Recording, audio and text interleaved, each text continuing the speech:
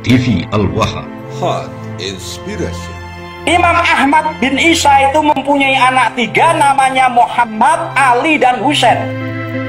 Imam Ahmad bin Isa tidak mempunyai anak yang namanya Ubaidillah yang menjadi leluhurnya para Habib.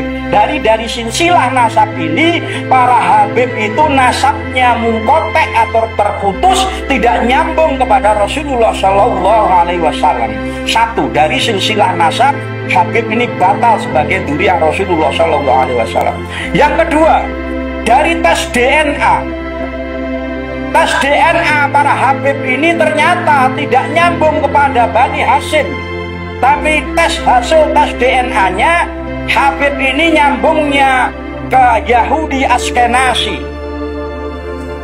yaitu Yuya. Yuya itu siapa? Yuya itu penasihatnya Fir'aun. Itu. Yang ketiga, gugur dari perilaku dan akhlak. Karena dari beberapa perilaku para Habib ini banyak yang memalsukan nasab, termasuk nasabnya ke Rasulullah, memalsukan nasab-nasab sejarah-sejarah kebangsaan Indonesia, memalsukan nasabnya para Wali Songo, memalsukan membuat kuburan-kuburan palsu, dan membelokkan sejarah NU, sejarah negara Republik Indonesia, semua banyak. Assalamualaikum warahmatullahi wabarakatuh.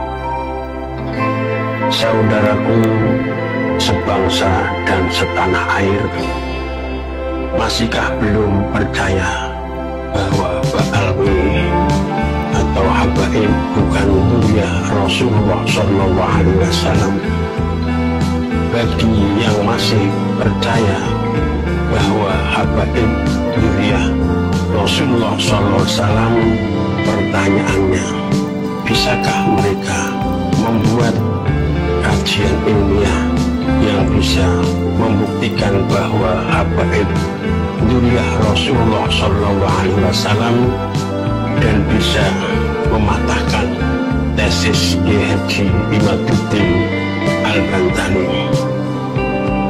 Masihkah kita menutup mata, menutup telinga, membutakan mata hati sehingga kita tidak bisa melihat, tidak bisa mendengar, tidak cerdas melihat kenyataan yang ada bahwa bangsa Indonesia dalam cengkeraman dan sudah terhipnotis oleh doktrin-doktrin Habaib sehingga tidak bisa menerima kebenaran, yang ada hanya diam, takut walat, takut tidak mendapatkan syafaat, dan marah-marah apabila ada yang mengatakan bahwa Habaib bukan dzurriyyah Rasulullah Shallallahu Alaihi Wasallam.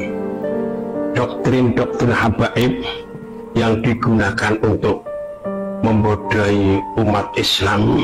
Pertama, Habaib mengaku bahwa mereka keturunan Rasulullah Shallallahu Alaihi Wasallam, bahkan yang tidak percaya tidak mendapatkan syafaat Rasulullah Shallallahu Alaihi Wasallam. Jawabannya tidak benar. Bahkan sebaliknya, apabila Habaib dan para pengikutnya tidak sadar dan tidak tobat, maka merekalah yang tidak akan mendapatkan syafaat Rasulullah Shallallahu Alaihi Wasallam. Yang kedua, Habaib mengatakan bahwa kualat tidak akan mendapatkan syafaat Rasulullah apabila pribumi tidak mentaati, tidak mencintai, tidak tunduk dan tidak taat sesuai kehendaknya. Jawabannya, doktrin semacam itu digunakan untuk memeras umat Islam bangsa kita. Yang ketiga, Habaib majikan pribumi, artinya pribumi menjadi budak daripada habaib, sehingga muncul hukum atau kesimpulan bahwa habaib bebas menikahi wanita-wanita pribumi, dan sebaliknya habibah tidak boleh nikah dengan pribumi. Jawabannya, doktrin semacam ini seperti halnya orang-orang Belanda. Yang keempat, yang tidak percaya dengan habaib dihukumi kafir. Jawabannya, fatwa semacam ini sesat dan menyesatkan. Kelima, mengatakan bahwa Pulau Jawa Indonesia adalah pintu tarim. Pulau Jawa Indonesia milik Aulia Tarim.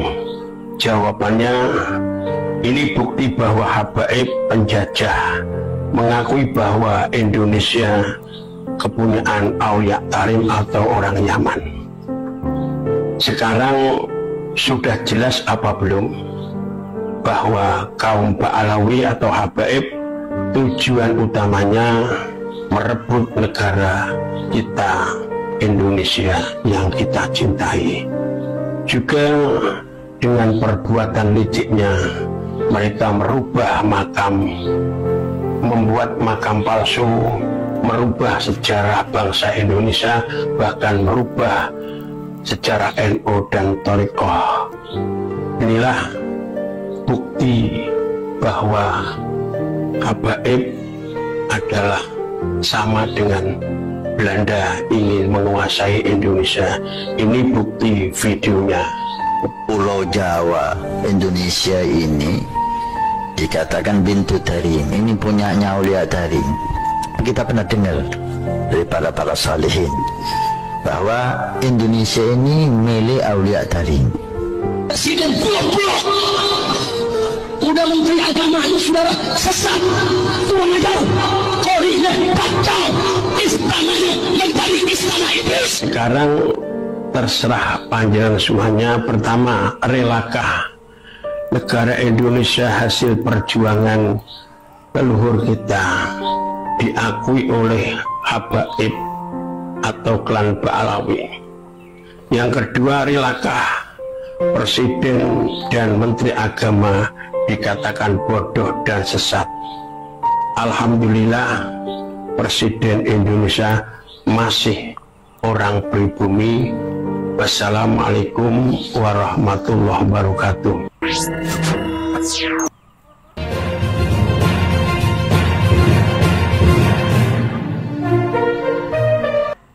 Adanya fenomena yang telah dibuka oleh Kemudian itu luar biasa, berdampak pada masyarakat yang luar biasa. Oke, kajian Kiai Imad adalah tentang membongkar nasab Ba'alawi yang menurut Kiai Imad tidak tersambung nasabnya ke Rasulullah. Nah ini menurut Anda ini mencerahkan apa membodohkan masyarakat? Sangat mencerahkan. Karena apa? Dengan data-data yang disampaikan Kiai Imad itu secara logis betul. Pada di abad ketiga baru nongol di abad ke-9, kan logikanya itu nggak masuk. Yeah. Apalagi dengan dikuatkan dengan data-data yang luar biasa, dengan tes DNA-nya, dengan teknologinya, ya kan, dengan data-data kitab-kitabnya. Dan ini menjadi apa? Kajian-kajian di pondok-pondok santren dan di kampung-kampung. Sekarang masyarakat ini sudah mulai buka matanya. Dengan adanya kajian ini, akhirnya mereka mau belajar mengkaji yang dulu itu ilmu nasab itu tidak begitu diperhitungkan, sekarang luar biasa menjadi suatu ilmu yang menjadi favorit, ya kan? Oh iya, jadi perbincangan di masyarakat. Perbincangan di masyarakat, jangan kan itu di kampung-kampung sendiri, di musola atau di tempat pengajian itu terjadi diskusi-diskusi. Itu bahas tentang nasab Ba'alawi, ya kan? Karena apa? Ini adalah suatu kajian yang benar-benar secara akademik, kan? Sehingga apa, masyarakat itu melihat bahwa kajian ini harus ditinjau juga dengan secara akademik. Oke, iya. Jadi jelas semuanya itu, bukan secara impian, bukan secara husnudzon, ya kan? Harus jelas data semuanya. Gitu, Oke, jadi Anda orang NU, Pak Kiai itu ya, Jadi yakin bahwa kajian Kiai Imad itu mendekati kebenaran. Bukan mendekati kebenaran, memang sudah benar. Oh, menurut benar. Yakin itu? Yakin sekali, hakul yakin dan ainul yakin. Nah, oke, dampak terhadap Anda nih khususnya, kemudian juga masyarakat sekitar Anda itu bagaimana? Terutama di daerah Kemang itu. Ya, dampaknya bahwa masyarakat ini istilahnya hanya menghormati orang-orang yang punya akhlak dan berilmu. Ya, setuju saya. Karena bagaimanapun mereka juga bagian daripada bangsa Indonesia. Iya. Tetapi ya kan kita melihat fenomena yang ada, para habaib ini yang melakukan dawir, melakukan hal-hal yang sifatnya merugikan masyarakat. Oknum lah ya. Oknumnya ini, mereka ini harus diluruskan. Dan juga harus diingatkan. Hati-hati di bangsa Indonesia, bangsa yang keramat ini. Wah, iya. Jadi orang Betawi itu kan patronnya adalah habaib itu ya. Ini ada pergeseran ini di masyarakat Betawi, terutama khususnya nih di sekitar masyarakat Pak Kiai itu. Ya, memang sekitarnya. Memang masih ada, tetapi tidak mempunyai dampak efek.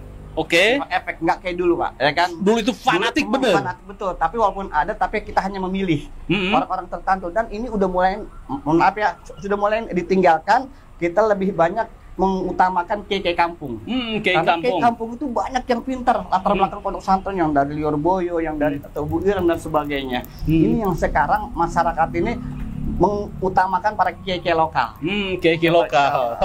Apakah Anda yang termasuk dengan mengagungkan atau menghormati sosok kiai dengan ilmunya atau dengan nasabnya? Komen ya, tulis komentarnya di sini. Oke, lanjut Pak Kiai. Ya. Nah, keseharian berarti Pak Kiai itu sebagai yayasan palang pintu atau bagaimana itu? Jadi mohon maaf, saya bukan kiai. Oh iya. Saya hanya guru ustadz biasa. Oh, kiai kan ada di Solo juga ada Kiai Selamat itu. Karena kiai itu keramat ya, sesuatu harus menguasai ilmu secara utuhnya.